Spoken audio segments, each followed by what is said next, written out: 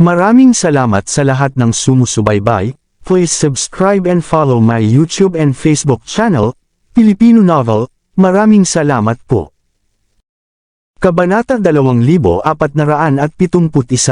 Ang dalawang Royal Paragon ay tumakas sa bilis ng kidlat, na napunit ang puwang at nawala mula sa lugar sa isang kisapmata. Nang si Rinald, na humakbang sa portal ay nakita ito, sinulyapan lamang niya sila at pagkatapos ay inalis ang kanyang tingin. Tiningnan niya si Jason na hindi malayo na may malamig na mukha at may bahid ng paghamak, at sinabi ng mahinahon. Kung papatayin mo ang iyong sarili, ilalabas ko ang iyong katawan. Napakatapang niyang balaki na patayin ang alagad ng kanyang sagradong lupain, lalo na si Severin, na napansin na ng mga matatandang opisyal ng sagradong lupain ng Grundy I matapos makakuha ng kawalang kamatayan. Ang kanyang katayuan ay tumaas ng husto at siya ay inihahanda na bilang isang saintman. Ang isang marangal na sagradong alagad ng lupain ay halos namatay sa kamay ni Jason, paano hindi magagalit si Rinald? Nang marinig ito ni Jason, para siyang pusa na nagtindigan ang balahibo. Pinunit niya ang portal ng hindi na nag-isip, at nagbabalak na tumakas para sa kanyang buhay. Nang makita ito, sumigaw si Rinald. Maaari ka bang tumakas sa akin? Ang isang Royal Paragon Cultivator ay parang laruan lamang sa kanya. Sa sandaling matapos niyang magsalita, sumimangot si Rinald at ang banal na liwanag mula sa kanyang katawan ay agad na pumuno sa nakapaligid na lugar na libu-libong milya ang saklaw. Ang puwang sa lugar na iyon ay tuluyang naselyuhan at naging napakatatag. Orihinal na balak ni Jason na mapunit ang puwang at makatakas, ngunit nagpanik siya nang makitang ito ay naselyuhan. Si Jason, na sanay na maging makapangyarihan, ay nakaramdam na parang nahulog siya sa nagyayelong bangin. Nang walang pag-aatubili, lumuhad siya sa lupa at nagmakaawa. Elder Rinald, nabulag ako. Mangyaring patawarin ninyo ang aking hamak na buhay. Hindi napigilan ni Rinald ang isang ngiti na puno ng panunuya nang marinig ang pagmamakaawa ni Jason. Saan napunta ang mapagmataas nitong asal kanina?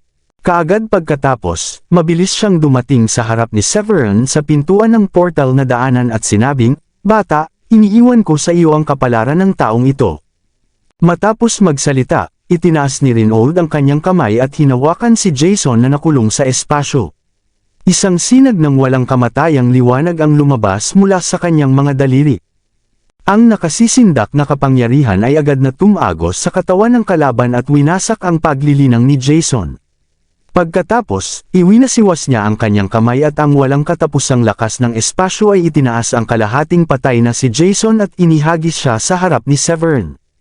Dahil wasak na ang kanyang antas ng paglilinang at malubha ang kanyang mga sugat, ang mukha ni Jason ay naging abo at nakahandusay siya sa lupa na parang isang patay na aso. Pilit siyang bumangon, at tumingin kay Severin at paulit-ulit na yumuko upang humingi ng awa. Sa harap ng makapangyarihang Supreme Paragon na si Rinald, wala na siyang lakas ng loob na lumaban. "Anak, Severin, mali ako.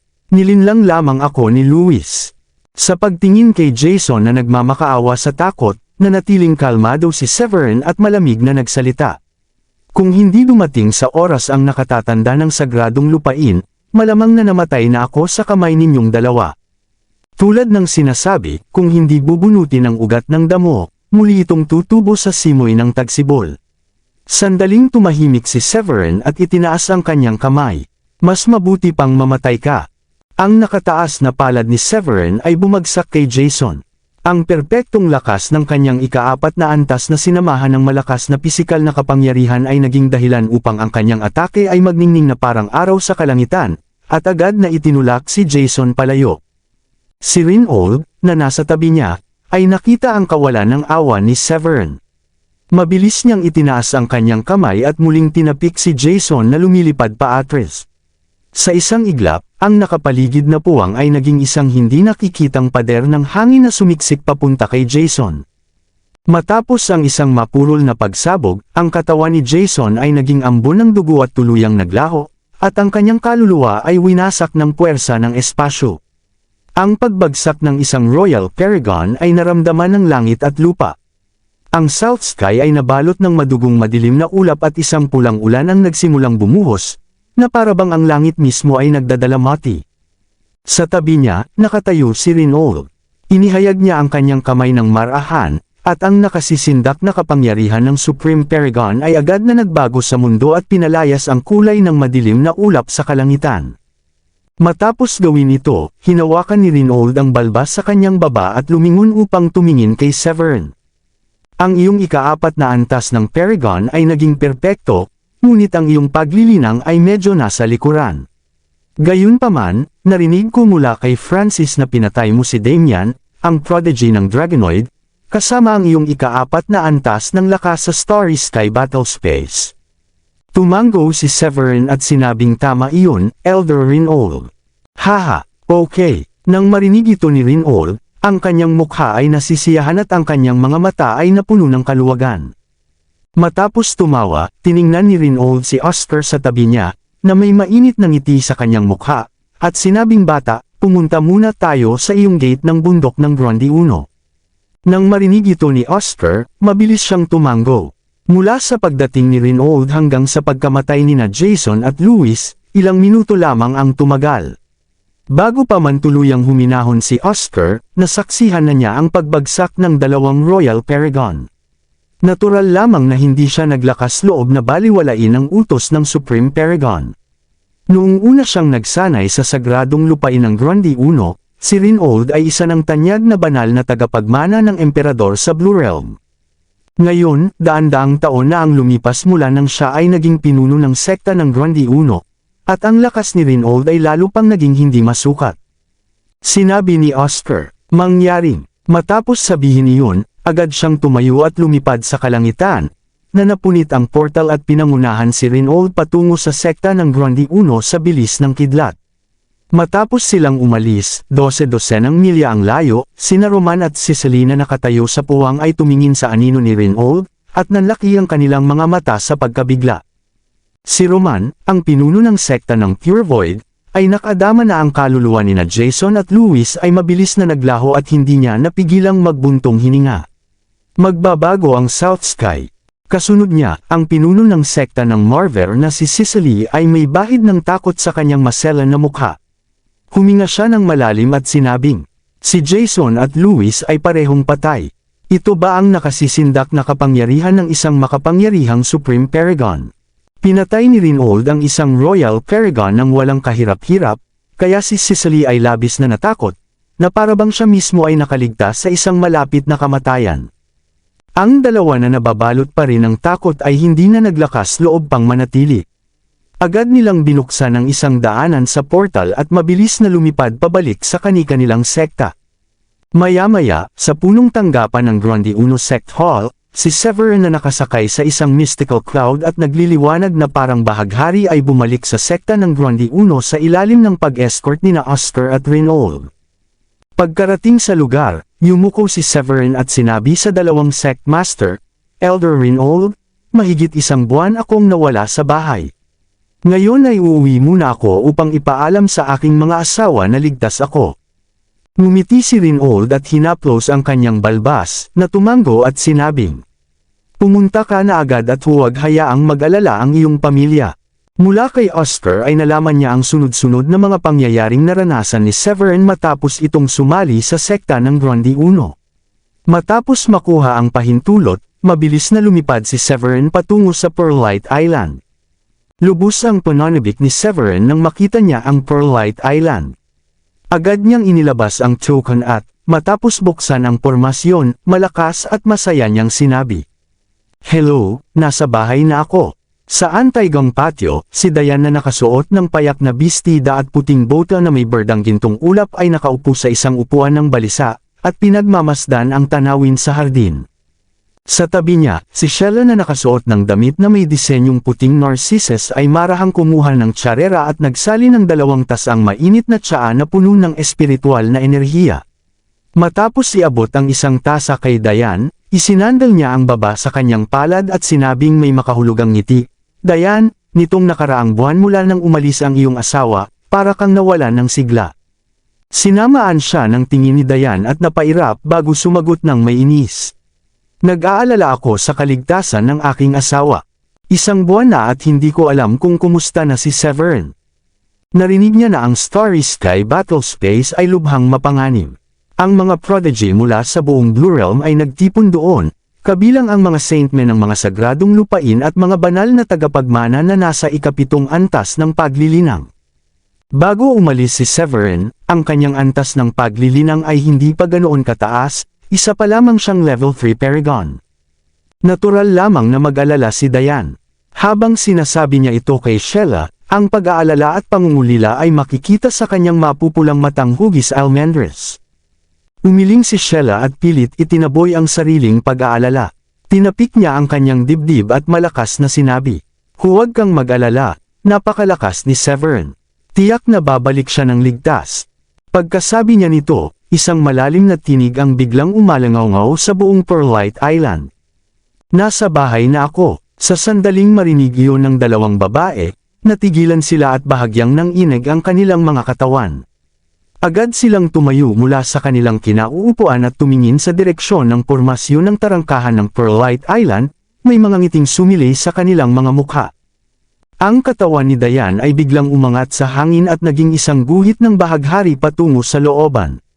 Mahina siyang nagbulong, "Iniisip ko lang ba ito?"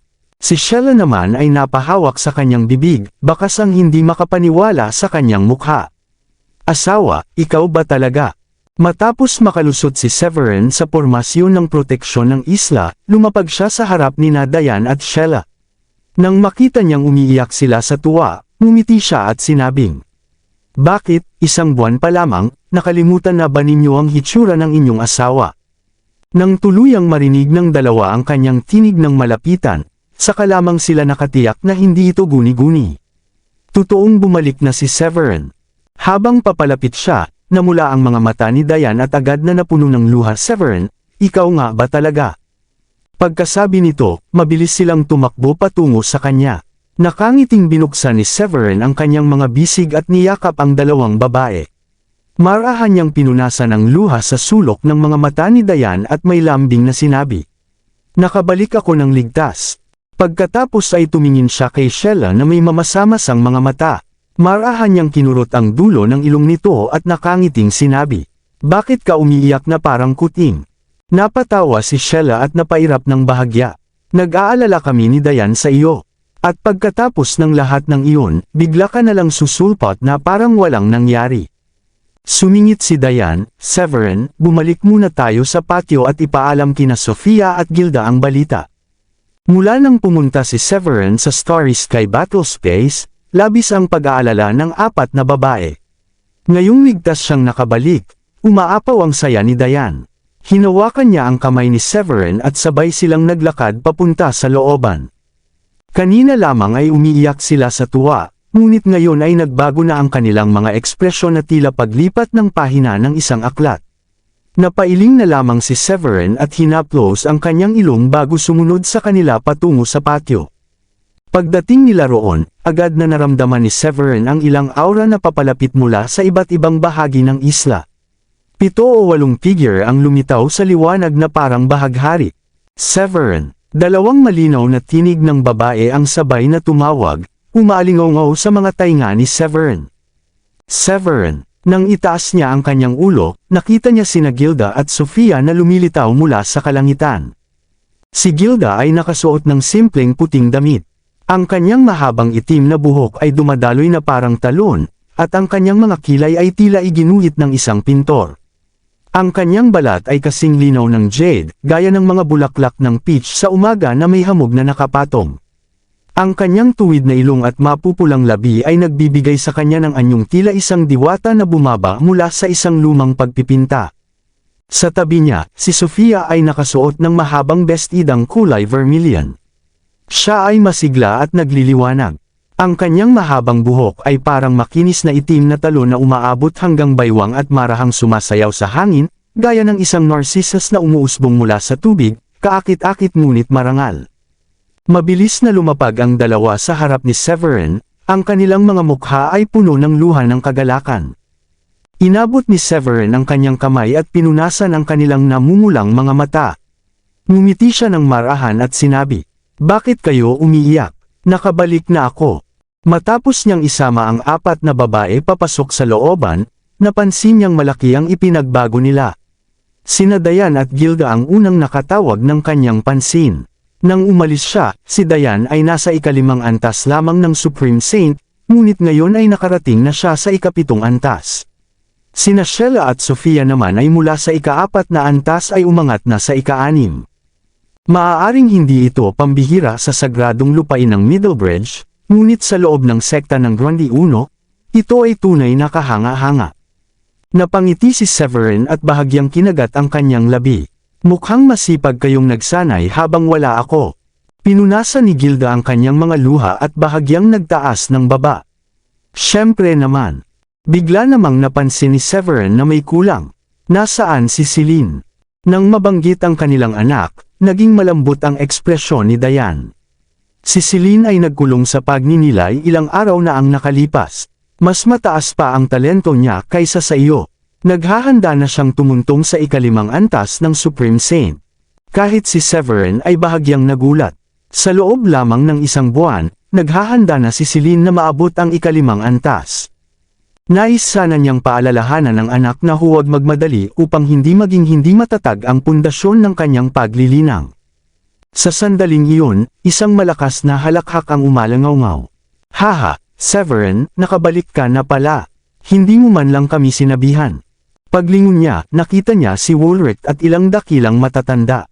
Ang 6 ay masigla at sabay-sabay na lumapit sa kanya. Noon napansin ni Severin na kumpara noong siya ay umalis, ang kanilang mga antas ng paglilinang ay umangat ng malaki. Noong siya ay umalis, si Woolrich at ang dakilang nakatatanda na pinakamalakas sa kanila ay nasa ika-4 na antas lamang ng Supreme Saint. Ngayon, nasa ika-6 na antas na sila. Sa loob ng 1 buwan, nakalagpas sila sa 2 maliit na antas. Sa pagmamasid ni Severin, ang kanilang mga aura ay matatag at walang palatandaan ng mababaw na pundasyon. Maging ang ika-4 at ika-5 matatanda na dating may mas mababang talento ay nakarating na rin sa ika-5 antas ng Supreme Saint. Ang ganitong lakas ay lampas na sa karaniwang piling alagad ng sekta ng Grundy Uno at maihahambing na sa mga pangunahing tunay na alagad ng 9 na mga nakatatanda ng Peak Master. Malinaw kay Severin na ang mga pang-6 na baitang na pills at ika-7 baitang na pills na iniwan niya ang naging dahilan ng mabilis nilang pag-unlad. Lumapit siya at ngumiti. Mga matatanda, matagal na tayong hindi nagkita. Hinaplos ni Woolrich ang kanyang balbas at nakangiting nagsalita. Noon pa kami nag-aalala kung kailan ka babalik. Natatakot kaming may mangyari sa iyo sa Starry Sky Battlespace. Ngunit mukhang hindi na pala kailangan ang aming pag-aalala. Kabanata 2475. Matapos ang isang pagsabog ng pagtawa, sumulong ang dakilang nakatatanda at maingat na tumingin kay Severin. Sinabi ng dakilang nakatatanda na may sorpresa, Severin, nagpunta ka sa Starry Sky Battlespace. Paano ko naramdaman na tumaas muli ang iyong antas ng paglilinang?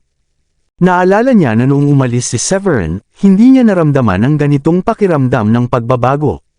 1 buwan lamang ang lumipas, at nadama ng dakilang nakatatanda na tila ganap na nagbago si Severin.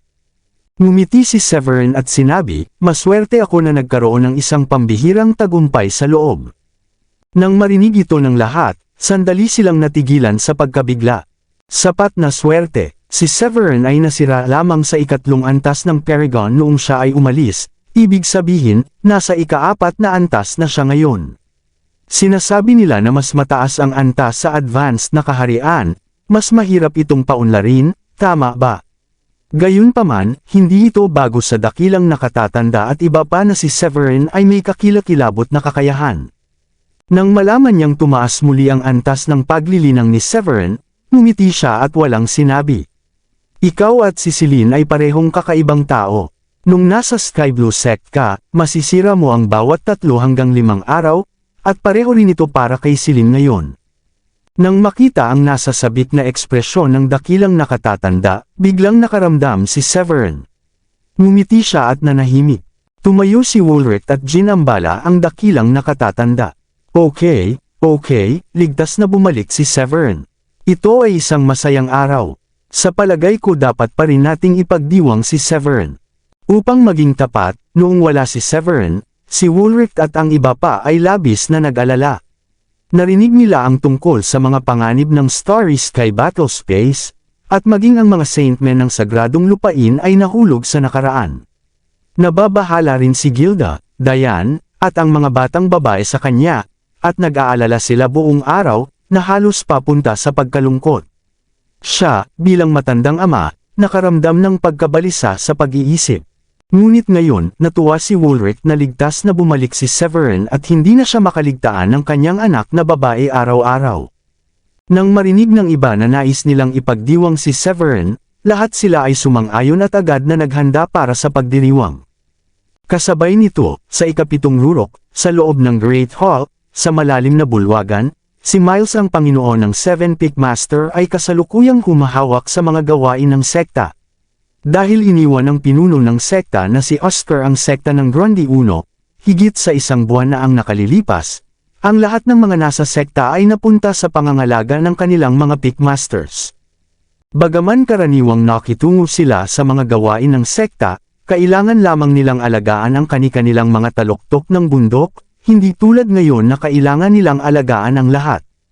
Lalo na si Miles, bilang isang cultivator ng espada, ay may medyo mainit na ugali, kaya mas mahirap para sa kanya na pangasiwaan ang mga gawain ng sekta kaysa ipatupad ang kaparusahan. Matapos ibagsak ang Jade Slip, hindi maiwasang magbuntong hininga si Miles. Hay, kailan ba babalik ang sect leader na ito? Sa sandaling iyon, dumating ang isang banal na mensahe sa bulwagan. Mangyaring pumunta sa Great Hall. Habang pinapanood ang mensahe mula kay Oscar, nanginginig ang katawan ni Miles, at ang kanyang mukha ay puno ng kagalakan. Haha, bumalik na ang sect master. Sa sandaling natapos niya, hindi na siya makapaghintay na magmadali patungo sa mahusay na bulwagan ng sekta. Pagdating sa Great Hall ng sekta, napansin lamang ni Miles ang isang masiglang matandang lalaki na may pilak na buhok na nakaupo sa trono ng Grand Preceptor sa tuktok ng Great Hall. Ang pinakatakot sa kanya, hindi niya maramdaman ang pagbabago sa paglilinang ng matanda sa harap niya. Ang matandang lalaki ay tila isang transparent na tao sa ilalim ng kanyang espiritual na sulyap. Lihim na nagpanik si Miles. Hindi ko maramdaman ang paghinga. Maaari ba itong? Bago niya makumpirma ang kanyang hinala, dumating ang mga Peak Masters mula sa iba pang mga bundok sa pasukan ng Great Hall. Sina Daniela, Rowan at iba pang 8 Peak Masters ay nagpakita ng katulad na reaksyon kay Miles nang pumasok sila sa bulwagan. Agad nilang napansin si Reynold na nakaupo sa trono ng Grand Preceptor. Alam ni Oscar na lahat ay nag-crack ng kanilang mga ulo na hinuhulaan ang pagkakakilanlan ni Reynold nang napansin niya ang iba't ibang ekspresyon ng mukha ng maraming Peak Masters. Ngumiti siya at sinabi, "Tumawag ako sa inyong lahat ngayon na magbigay ng paggalang sa dakilang nakatatanda ng Sagradong Lupain." Nawala ang tinig ni Miles at siya ay nagulat, ang Sagradong Lupain. Para sa kanila, na mga Peak Masters, may isang sagradong lupain lamang ng sekta ng Grundy Uno, at iyon ay ang sagradong lupain ng Grundy Uno sa Middlebridge. Ito ay isang lugar na pinangarap ng lahat ng mga Peak Master na mapuntahan. Hindi pinansin ni Oscar si Miles at nagpatuloy, ang dakilang nakatatanda ng sagradong lupain ay mananatili sa sekta ng Grundy Uno sa loob ng ilang araw, at mag-e-escort kay Severin sa sagradong lupain ng Middlebridge. Kung mayroon kayong anumang katanungan tungkol sa paglilinang, maaari kayong kumonsulta sa dakilang nakatatanda. Bago matuno ni Miles at iba pa ang pagkakakilanlan ni Reynold, narinig nila muli si Oscar na nagsalita. Sa oras na ito, hindi lamang si Miles ang nagulat, kundi pati ang 8 Peak Masters ay huminga. Partikular na e-escort si Severin sa sagradong lupain ng Middlebridge.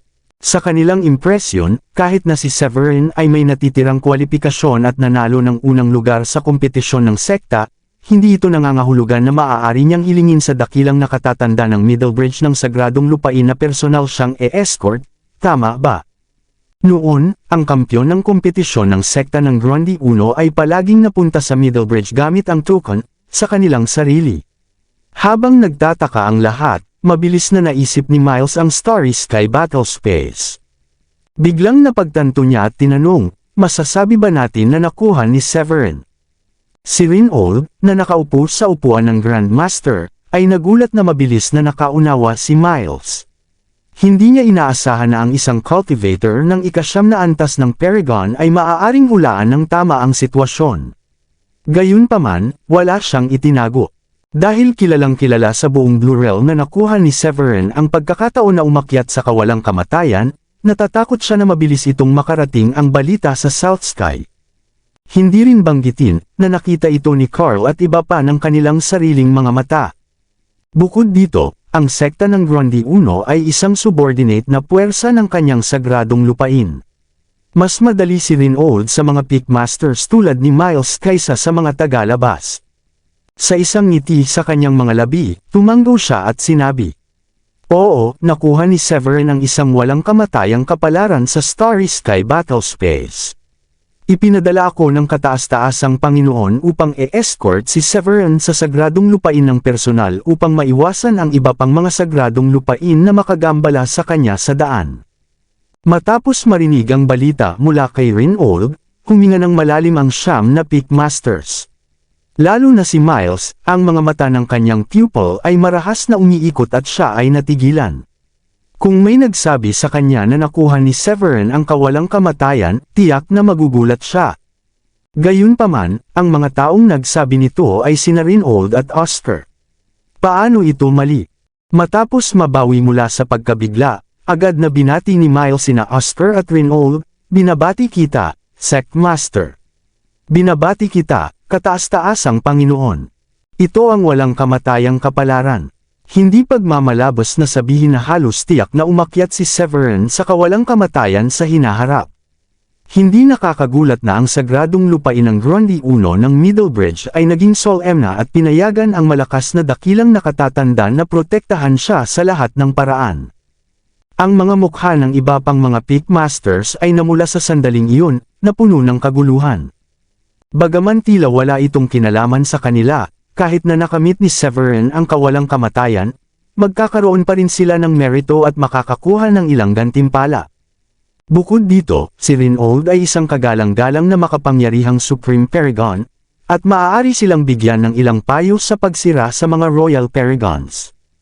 Kahit gaano kataas ang maabot ni Severin sa hinaharap, bilang dating Pickmasters, mayroon pa rin silang bakas ng pag-ibig sa kanya.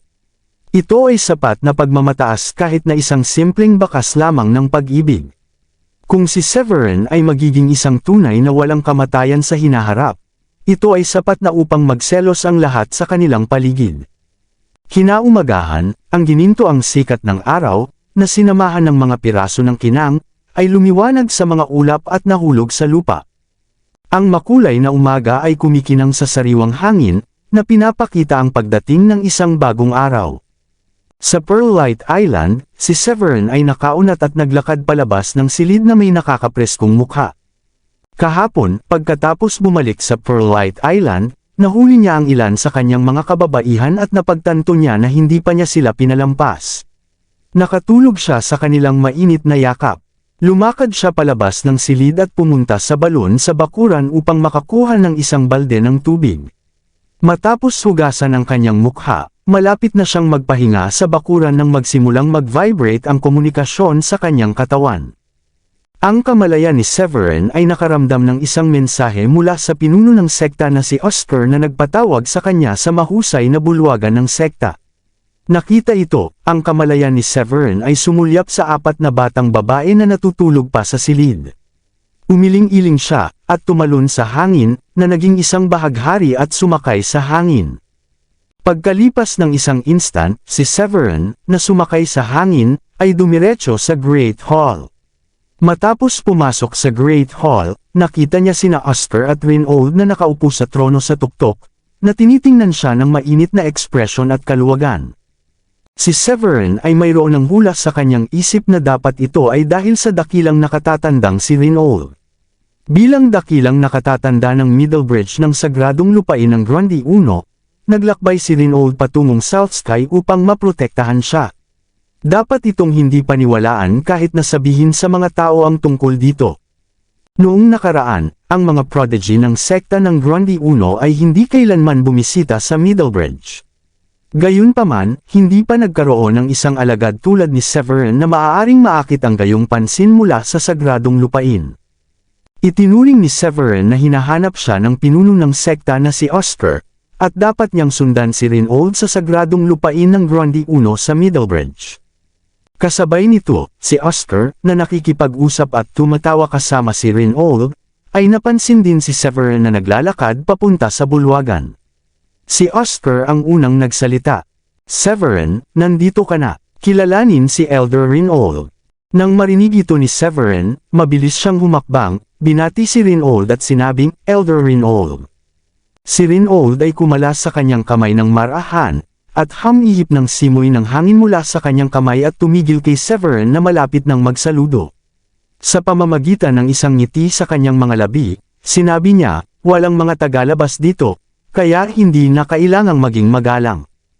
Ipinatawag kita dito ngayon dahil nais kong tanungin ka. Nalaman ng sagradong lupain na mayroon kang mahusay na mga kwalipikasyon at pinapaboran ng immortal. Mangyaring ihanda ang iyong sarili upang magtakda para sa Middlebridge sa loob ng 2 araw." Dahan-daang sinabi ni Reinhold. Ang kanyang tinig ay matatag at malakas, ngunit medyo banayad. Ang kanyang mga mata ay nagniningning ng kaluwagan at paghanga kapag tinitingnan si Severin, na mas tumingin siya sa kanya, mas nasiyahan ang naramdaman niya. Dahil kinuha ni Reinhold ang pagbuo ng teleportation sa buong Middlebridge at South Sky kahapon, hinahanap niya si Severin. Matapos talunin sina Jason at Lewis, nalaman niya mula kay Oscar na si Severin ay pumasok sa sekta ng Grundy 1 na mas mababa sa 2 taon na ang nakalilipas. Mula sa orihinal na cultivator na Supreme Saint, gumawa siya ng kahanga-hangang pag-unlad hanggang sa ika-4 na antas ng prodigy na Paragon. Ang naging mas maraming kasiyahan sa kanya ay ang pag-aaral na si Severin ay talagang isang ika-7 antas ng medium alchemist. Bukod dito, siya ay lubos na nakamit ang swordsmanship, at nakamit niya ang sword wheel, at may mahusay na supernatural na kapangyarihan. Ang mas natutunan niya tungkol kay Severin, mas maraming pagmamahal niya para kay Severin. Hindi na kailangang sabihin, siya ay lubos na kwalipikado, dahil nakakuha siya ng pabor sa mga immortal. Hanggat hindi siya muling bumagsak, tiyak na siya ay magiging binhi ng isang walang kamatayang pamilya tulad ng Caswall na cultivator daan-daang taon na ang nakalilipas. Tumagal lamang siya ng 100 taon upang umakyat sa kawalang kamatayan, na naiwan ng isang magandang kwento na sasabihin sa Blue Realm. Si Severin ay mayroon ding pagkakakilanlan ng isang alchemist, na naging pinakamasaya kay Reinhold. Bagaman siya ay isang ika-7 grade na alchemist, sapat na upang patunayan na ang talento ni Severin sa alchemy ay nangunguna. Ang isang nangungunang alchemist ay maaaring gumawa ng isang sekta na uunlad sa libu-libong taon. Katulad ng dating 8 henerasyon na pinuno ng Grundy 1 sect, siya ay isang alagad lamang na bumalik mula sa sagradong lupain ng Grundy 1. Umasa siya sa lakas ng isang ika-8 antas ng alchemist upang gawing sikat ang sekta ng Grundy 1 sa South Sky. Ito ay isang ika-8 antas na alchemist. Kung lumaki siya sa isang ika-9 na antas ng alchemist, maaari niyang pinuhin ang mga pills na ginamit ng mga cultivator na Supreme Paragon, at siya ay igagalang bilang isang kilalang panauhin ng anumang makapangyarihang impluensya. Bukod dito, ang talento ni Severin sa swordsmanship ay hindi rin masama. Matapos malaman ni Reinhold mula sa kay Miles, ang Panginoon ng ika-7 bundok, nalaman niya na ang paggising ni Severin sa swordsmanship ay higit na lumampas sa langit ng heptagold sword energy, at inaasahan siyang maging pawnla ng isang mahusay na Panginoon ng swordsmanship. Ang isang ordinaryong prodigy ay maaaring maging isang halimaw na isa sa 1,000,000 kung mayroon lamang siyang isang talento na lumampas sa iba. Mabuti para sa kanya na maging isang tunay na alagad sa sagradong lupain ng Grundy 1 at pumili ng isang nakatatanda mula sa antas ng Supreme Paragon upang maging kanyang tagapagturo. Ang 8 matatanda ng sagradong lupain ay makikipagkompetensya upang tanggapin ang mga espesyal na talento tulad ng isang alchemist at isang swordsman bilang kanilang direktang mga alagad. Hindi sa banggitin ang isang tulad ni Severin na nagtataglay ng maraming uri ng pambihirang kwalipikasyon. Itinuring ni Reinhold na kung ang balita ay naiulat na bumalik sa sagradong sekta ng lupain, maging ang Grand Elder na nasa pag-iisa ay maalarma.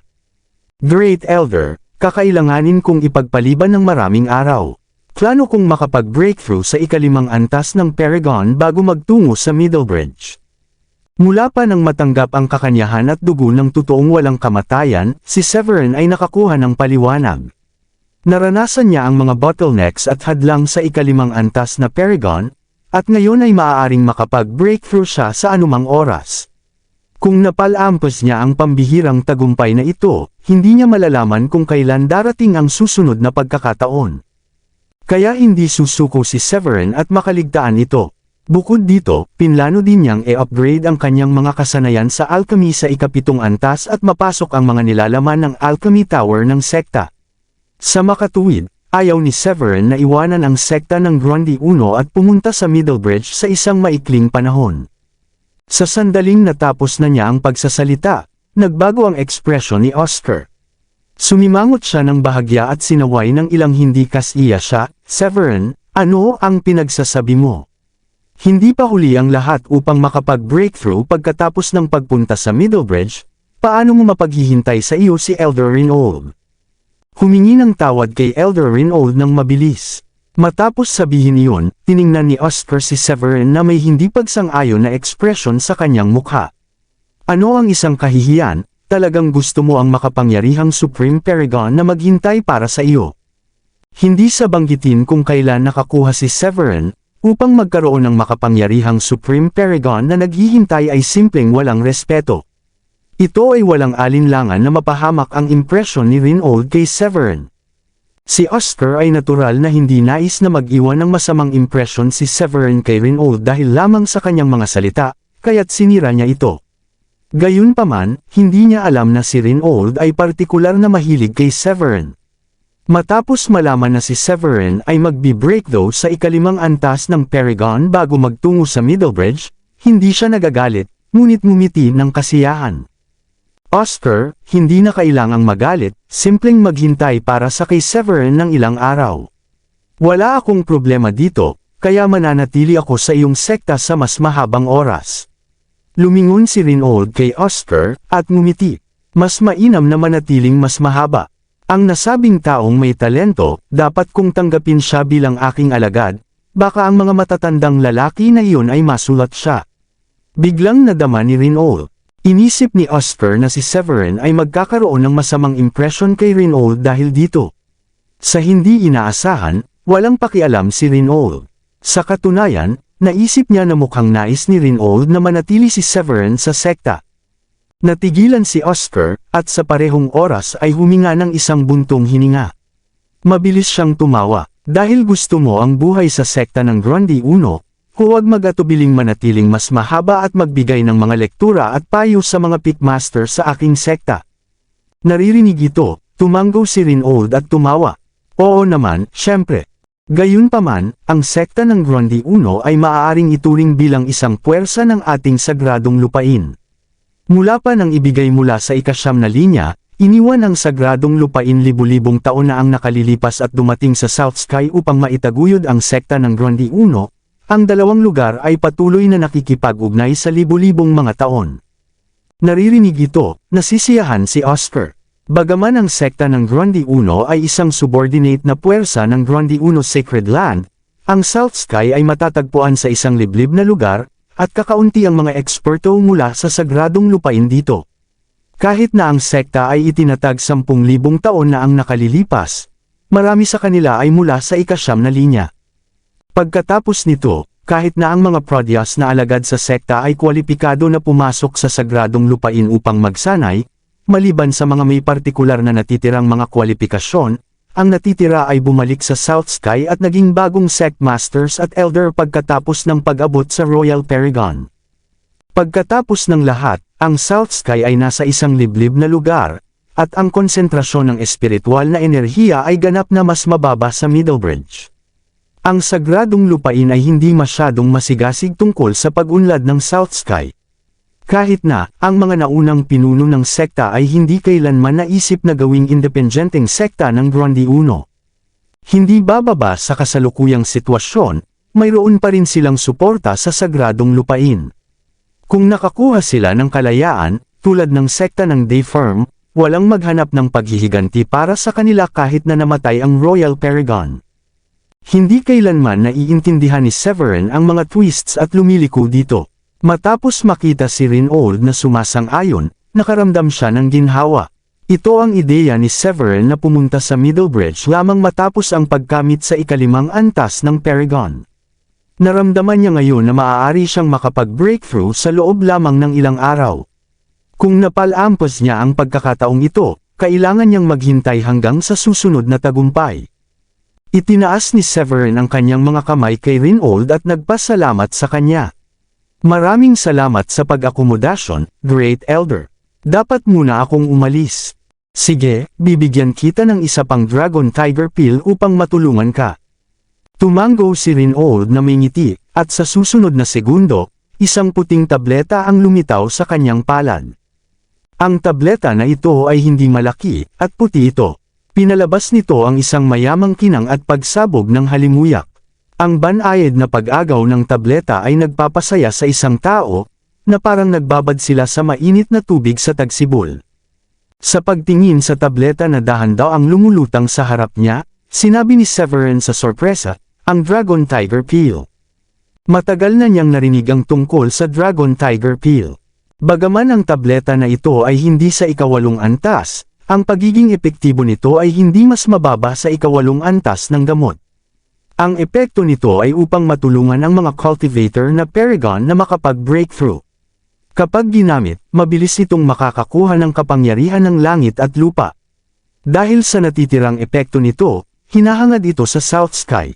Kahit na ang mga sangkap para sa pagpino ng Dragon Tiger Pill ay sisingilan ng isang mataas na presyo. Matagal nang nasa sekta si Severin at nakita lamang ang tableta na ito sa mga libro ng pills. Ito ang unang pagkakataon na nakakita siya ng isang tunay. Matapos niyang madama, inilagay niya ang tableta sa kanyang storage ring. Salamat, Great Elder, sa iyong tulong. Lubos akong nagpapasalamat. Sa pagpapala ng Dragon Tiger Pill, si Severin ay mas tiyak na makapag-breakthrough sa ikalimang antas ng Paragon. Marahil ay tatayo pa siya ng isang pagkakataon para sa ika-6 na antas. Well, maaari ka nang pumunta sa pag-iisa. Hinaplos ni Renaud ang kanyang balbas at sinabi ng may ngiti. Nang marinig ito, yumuko si Severin kay Oscar sa tabi niya, pagkatapos ay nagmadali na lumakad palabas ng bulwagan at bumalik sa Pearlite Island upang maghanda para sa pag-iisa. Si Oscar ay naiinggit, habang pinapanood niya ang paglago ni Severin. Ang tanawin ng natuklasan si Severin sa sagradong lawa ay malinaw sa kanyang isipan. Nadama ni Oscar na ito ang pinakatamang bagay na nagawa niya sa kanyang buhay. Kabanata 2480. Ngayon na si Severin ay nanalo ng walang kamatayang kapalaran at pinapabore ng mga matatanda ng sagradong lupain, itinuring niya na hindi magtatagal bago maging sikat si Severin sa Blue Realm. Marahil sa loob ng 100 taon, magkakaroon ng isa pang makapangyarihang tao sa mundo na umakyat sa kawalang kamatayan. Matapos bumalik si Severin sa Pearlite Island, binati niya si Diane at ang iba pang mga batang babae at dumiretso sa silid ng pag-iisa. Sa pagkakataong ito, pinlano niyang mapagbuti muna ang kanyang mga kasanayan sa alchemy, pagkatapos ay makamit ang antas ng paglilinang, at sa wakas ay pupunta sa Alchemy Tower upang pasukin ang mga kayamanan sa ika-9 na floor. Umiling-iling si Severin at nahulog ang kanyang kamalayan sa storage ring. Itinaas niya ang kanyang kamay at hinawakan ito ng marahan, at 12-12 ng mga pills sa singsing ang agad na lumulutang sa harap niya. Mahigit sa 27 antas ng mga tableta ang kinuha, na naglalabas ng iba't ibang mga kulay ng light ray at pabango. Ang pinakakapansin-pansin ay ang Silver Moon Herbs, 1000 taon na prutas ng Vermilion, at ang Chalcedony Liquid. Ang 3 ikawalong antas na elixir ay lahat ng mga raw materials para sa pagpino ng ikawalong antas na Holy Elixir. Maaga pa rin para sa paglilinang ni Severin na maabot ang Royal Paragon. Inalis niya ang 3 ikawalong antas na tableta at pinili ang mga raw materials para sa pagpino ng ika-7 antas na high-grade pills, Dustgone Pill, mula sa higit sa 27 antas ng mga tableta. Ang epekto ng Dustgone Pill ay halos kapareho ng sa Grandi Spirit Pill. Pareho silang mapaghimalang pills na ginagamit ng mga cultivator sa larangan ng Paragon upang makapag-breakthrough. Maraming mga ika-7 antas na intermediate alchemists ang nais na mapagbuti ang kanilang mga kasanayan sa alchemy, at karamihan sa kanila ay pinipino ang mga tableta na dust gun. Matapos kumuha ng ilang mga ikapitong antas na mga herbs, na may kaunting paglipat ng kanyang kaliwang kamay, tinawag ni Severin ang Heavenly Furnace mula sa storage ring. Ang Heavenly Furnace ay nakarating sa lupa na may isang dagandong, at agad na sumugod ang Lotus Wildfire. Ang apoy ay nakabalot sa kaldero, na sinusunog ito ng pula agad, at ang mga alon ng init ay nagsimulang gamulong sa paligid nito.